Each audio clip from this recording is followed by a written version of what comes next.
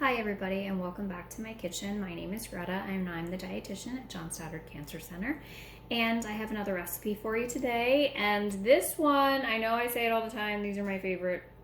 This is one of my favorites. I make it all the time. It's pretty typically in my fridge. We eat it a lot, and that is for a roasted red pepper hummus. So I know you can buy hummus at the grocery store, but I think this hummus is better. So I just want to show you how easy it is to make. It's great because it makes a really easy way of grabbing a snack. You can dip veggies in it. You can use it to build other recipes like grain bowls. You can use it as a spread. It's really wonderful.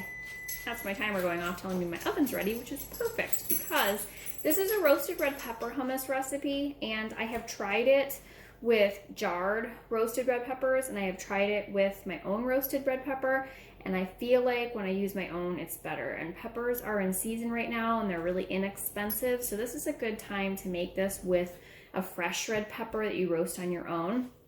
Now, in the winter months, when organic red peppers are very expensive because they're not in season, of course, use jarred roasted peppers if you'd like to make it that way, and I do it that way in winter. But I'm going to show you how to roast a pepper. It's really easy. So there's a couple ways you can do it. You can actually, if you have your grill out and going, you can always do it out on the grill. And basically we want to get your pepper completely charred. You want it to be like the skin to be black on the outside, and that really tells us that it's fully roasted. You can do it if you have on your burners on your stove. I feel like it's a little bit messy, and I don't like to get messy, mess up my burners. So I do mine in the oven. So this is a nice red pepper. It's fully intact. I'm not cutting it open. I'm just gonna put it on a sheet tray. I put some foil down just to keep it from sticking and keep it from getting too messy. And I'm gonna go ahead and put this into a 450-degree oven, and it's gonna take about 20 minutes. About halfway through, I'll go ahead and flip it over so that it gets roasted on every side. And I will show you then what to do with it when it comes out. So come back in a few minutes and I'll show you what it looks like when it's done. So I'm back, and I want to show you the rest of the ingredients that are going to be in our hummus. So we're going to work on this while our pepper is roasting. So the main ingredient in a hummus is going to be beans, and typically it's made with chickpeas or garbanzo beans. They're kind of the little funny ones that have like little pointed heads on them. And I'm using just canned chickpeas. I'm actually using Target's brand of organic chickpeas or garbanzo beans.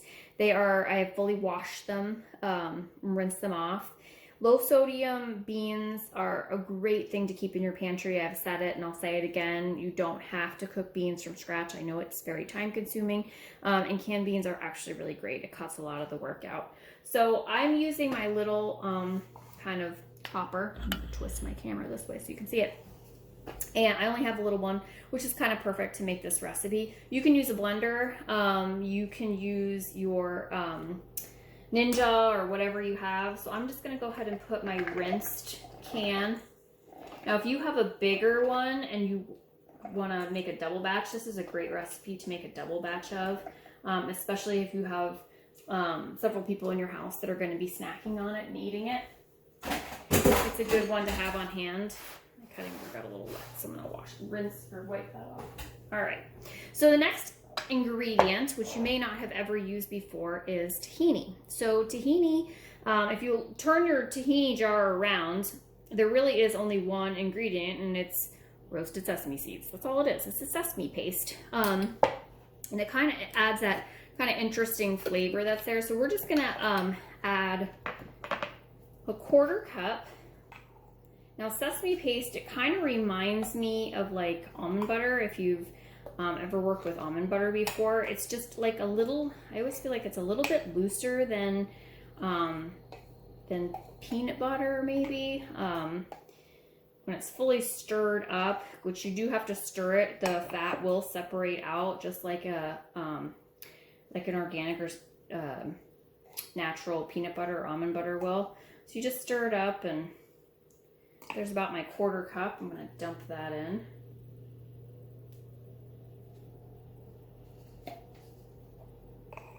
And I just use a knife. This is a a butter knife, and I just use that to kind of stir up my tahini. It's kind of a great trick. I feel like this spoon, then it's all stuck all over the spoon, and I feel like the butter knife works really, really well. All right. Another really important ingredient, which is going to help this blend and get really nice and smooth, is going to be a 1/4 cup of good olive oil. And I've talked about good olive oil before. This is the brand that I like. Certainly there are other brands out there, but this one is the Californian olive oil. They make several different blends. I like their global blend. It's pretty easy to find. Next, we're going to add some lemon juice. So I'm going to use the juice of 1 lemon. Oh, this is a good one. The other day I cut into a lemon and there literally was no juice in it. It was like the most perfect looking lemon on the outside, but literally nothing came out of it. It was like the saddest lemon. This one's a little bit juicier. And this is an important ingredient. You really need that acidity with the beans and with the tahini. You really kind of need that bright acidity that the lemon juice offers. So it is a really important ingredient. And I'm gonna do the other half. This is like a strong lemon. You have to like have worked out to get the juice out of this guy. There we go. It's coming along. Oh, beautiful. All right, well, we got our lemon workout today. All right, the next thing we're gonna add is a clove of garlic. So I want it to be a nice big fat clove of garlic. I want it to have good garlicky flavor. So if your clove is kind of tiny, I'd say put 2 in. The beans can handle the flavor, so go ahead and put 2 in.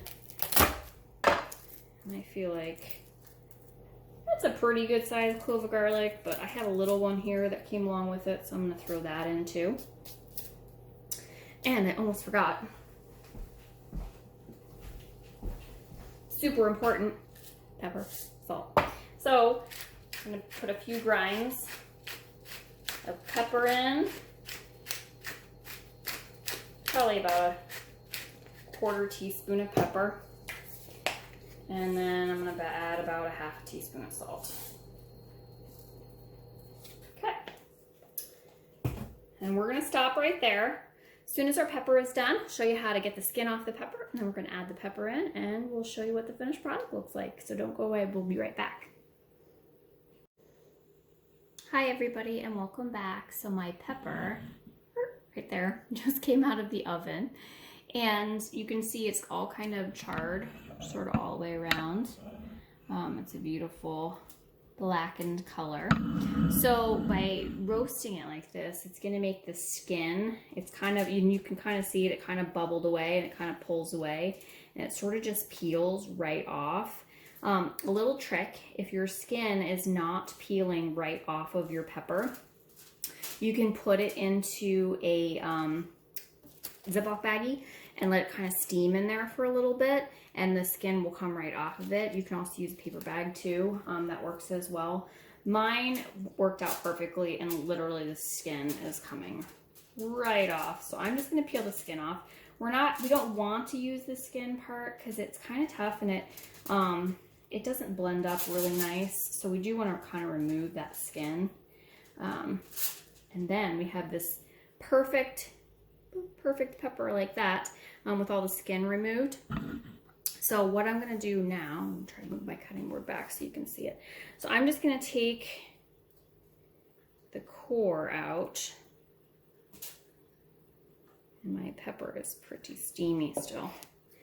So I'm gonna just take out all of those seeds, because we don't want the seed part. Just like that. Kind of just flip it back on itself so that you can kind of see it. So I kind of flipped it open and just pulled out all of the seeds. So once you have that kind of pulled open and all the seeds out, you can certainly let it cool a little bit longer to make sure you can handle it. Just like that. And then all of the flesh from the pepper, we're just gonna go ahead and put it in with our chickpeas and our garlic. Take taking mine apart into kind of chunks, making sure all my seeds are out. And this is a make ahead step. So like, let's say on the weekend you have your grill going, go ahead and roast a couple of peppers, and then you can, you know, store them in your fridge in a sealed container, or freeze them even, so that you'll have them ready to go, so that this will come together really fast because you've already got that step done. So I'm gonna just throw these in sort of in chunks. Boom, boom. All right, so my pepper is in. Sorry, I'm gonna get this pan out of the way. Move our hot pan over. All right, move that over. Okay, so I'm gonna go ahead and put the lid, whatever kind of chopper you have, move it over like this. All right, you might want to turn your volume down because it's gonna make a lot of noise.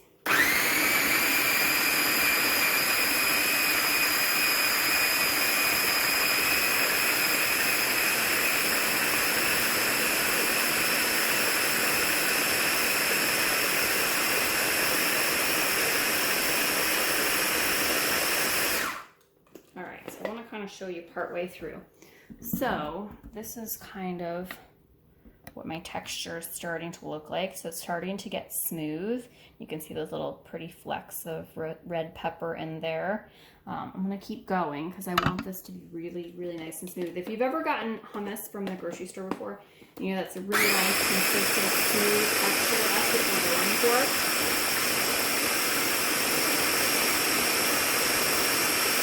If you feel like yours is not getting really nice and smooth, you can always add another tablespoon or 2 of olive oil to kind of smooth it down, or a little bit more lemon juice. If you just need a little bit more liquid, both of those will help it kind of work around.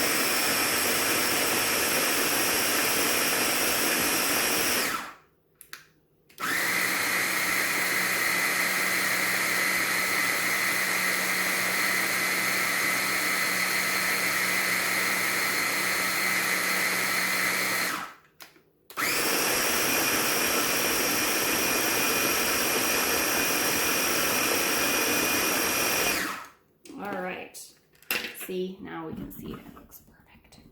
So that is a nice, smooth, perfect texture that we have right there, and that's what we're going for. So of course at this point you want to go ahead and taste it and make sure it's good. This is your chance to season it again if you need to. And you can see it's just perfect. It's just nice and smooth. Excellent. So good. And you get that lemon in there. Really brightens it up. It's wonderful. So serve that with some cut up veggies. It makes a great snack. Really easy put together supper at night too. So thank you for joining us, and again, enjoy.